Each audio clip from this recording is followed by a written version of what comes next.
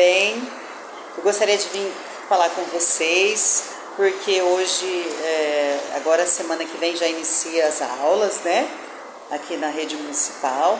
Eu queria falar para os professores, para a família em geral, 13 dicas sobre a criança que tem autismo, para poder auxiliar no momento de chegar, né, em casa, chegar na escola. Bom, então vamos lá.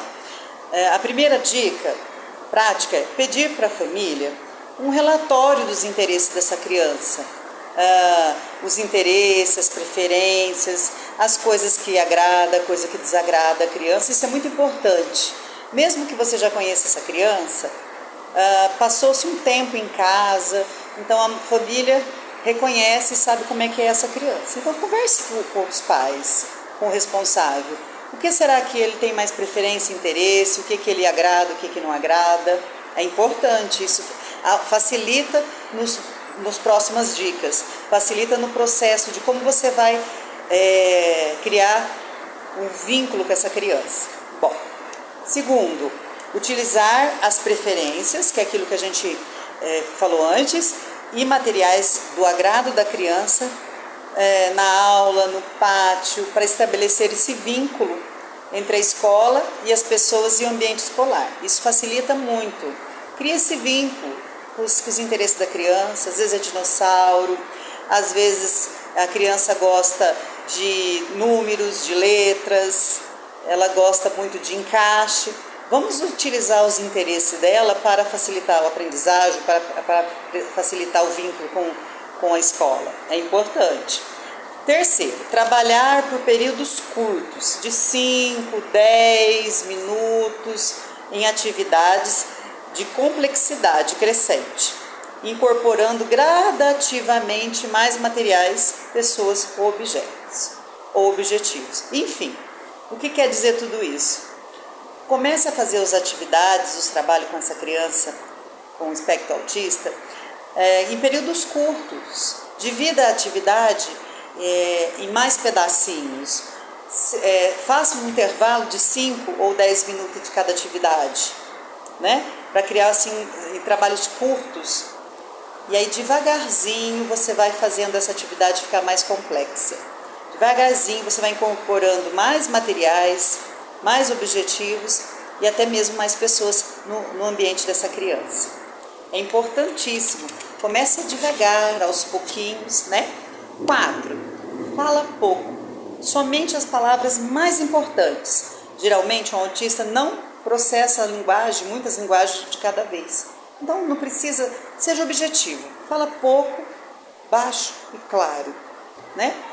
Pegue isso. Vamos pintar. Pinte aqui. Olhe para mim. Entendeu? Partes, falar pouco com palavras mais importantes do que ela precisa fazer. Não fique enrolando, embromando, né? 5. Utilizar gestos simples e imagem para apoiar o que é falado e permitir a compreensão é mais fácil. Porque às vezes são mais visuais do que verbais os autistas. Então utilize gestos simples, não gesticule demais, não põe imagens demais, não coloque coisas demais. Seja objetivo tanto na parte visual quanto na parte de falar. Mas use as imagens ao seu favor. Você vai ensinar essa criança regras e limites através das imagens, de crianças, do que é para ser feito, o que não é recomendado ser feito. Utilize essas imagens, vai te facilitar muito. 6. Desenvolve uma rotina. Todas as crianças da educação infantil necessitam de rotina. A criança que está dentro do espectro, mais ainda. A rotina é extremamente importante para a criança com autismo. Ela possa predizer e antecipar aquilo que vai acontecer. A rotina é importantíssima para isso, para você evitar uma crise, evitar um comportamento inadequado. Então, coloque a rotina, aquilo que é primeiro, aquilo que é depois. Mostre a criança, na altura da criança. Não adianta você fazer um quadro de rotina lá em cima. tem que ser na altura da criança. Por isso que é importante fazer esse material plastificado, que de repente se puxar não rasgue, mas tem que ser feito na altura da criança, para ela visualizar o que ela fez e visualizar aquilo que falta fazer, mas com um intervalo de antecipação, para ela saber, olha, agora você é a hora da rodinha, mas daqui a pouco nós vamos fazer atividade na cadeira. Depois da atividade da cadeira, quando você for fazer a atividade da cadeira, nós estamos fazendo a atividade da cadeira, daqui a pouco vamos para o lanchinho, vamos para o parque e assim por diante. Mas assim, repetição, apoio de imagem, mostrar o que já foi feito no dia, isso é importantíssimo. Esse foi o 6º. 7º, de 13, estimular a participação em tarefas de como arrumar a sala. Ajuda a tia a organizar a carteira, ajudar a entregar os materiais escolares para outras crianças, peça pequenos comandos, faça isso para mim. Estimule a participação dessa criança nas tarefas escolares, isso é muito importante, tanto na escola como em casa, viu, pais? 8. O que você vai fazer? Você vai entregar objetos no canal visual. Do adulto deve ter o objeto na mão, diante dos olhos, em que a criança possa pegar o objeto no rosto do adulto dentro do seu campo visual.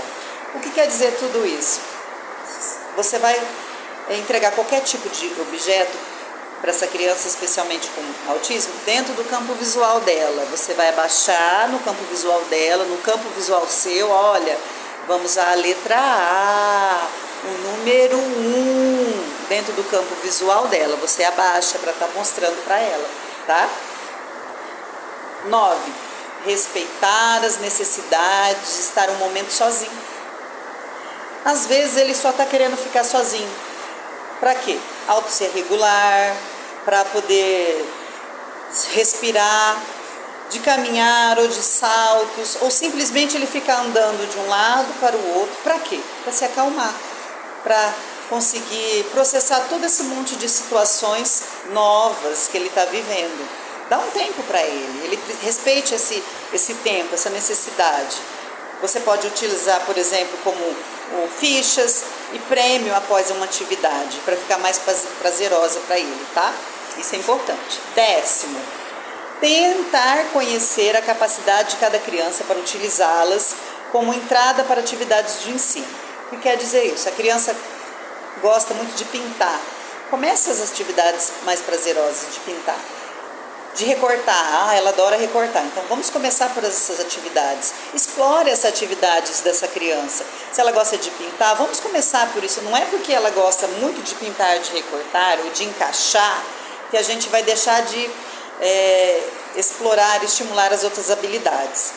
Mas comece, seja ela como base, linha de base, como um ponto de partida para suas outras atividades. E devagarzinho, como já foi falado antes nas outras dicas, você vai intercalando os materiais novos, objetivos novos. Mas comece pelo objetivo da criança, pela capacidade que a criança tem. Cada criança tem sua capacidade e suas habilidades. A criança com autismo, além de tudo isso, ela tem um hiperfoco, ela tem uma habilidade em certo tipo de assunto que só ela mesma tem, que ninguém mais tem. Ela é muito especialista naquilo. Se é de dinossauro, ela sabe todos os nomes do dinossauro. Se é de pintura, a criança pinta como ninguém, de acordo com a idade dela. Na idade cronológica dos pares, ela faz excelente o trabalho. Então, utilize isso. Utilize aquilo que a criança tem de habilidade. Não somente nas crianças dentro do espectro, mas com todas as crianças. Isso é muito importante. Evite falar muito e muito alto em toda situação que envolva muito estímulo. Pode ser até nocivo para essa criança, pode ser até prejudicial. Às vezes a criança tem uma disfunção sensorial, auditiva. Às vezes essa criança, você está falando muito, demais, rápido demais. Fale devagar, fale claro, objetivo e não precisa gritar. Ela escuta. Você pode achar que a criança não está te escutando. A criança com o espectro autista, ela escuta, ela vai precisar que você fale claramente, baixo, e não precisa falar um monte de vezes, um monte de coisas ao mesmo tempo. Dá comandos claros, objetivos. Isso é excelente, ela vai te entender. Se por acaso você achar que não entender, você abaixa, igual nós já falamos antes, abaixa no campo visual da criança e fale claramente, devagar, sem gritar. 12. Pergunte sempre como foi a tarde ou dia anterior. Como foi a qualidade do sono, se houve alguma alteração na rotina, para antecipar os estados emocionais de ansiedade. Em caso de ansiedade, a gente devemos procurar utilizar elementos de interesse e preferência da criança com menos exigências para não dar birras e maior ansiedade. Por exemplo, a criança chegou, ela saiu da rotina, precisou ir em médicos, ela foi num shopping, ela saiu da sua rotina, ela dormiu mais tarde, ela chegou, ela dormiu pouco, ela não conseguiu dormir direito, ela vai chegar meio cansada, ela vai chegar com poucos estímulos, ela vai chegar com pouca vontade. O que você vai fazer? Utilize as preferências que a criança tem e comece por esse trabalho por isso. Não force. Por quê? Por isso que é importante você saber como foi tudo o dia anterior dessa criança.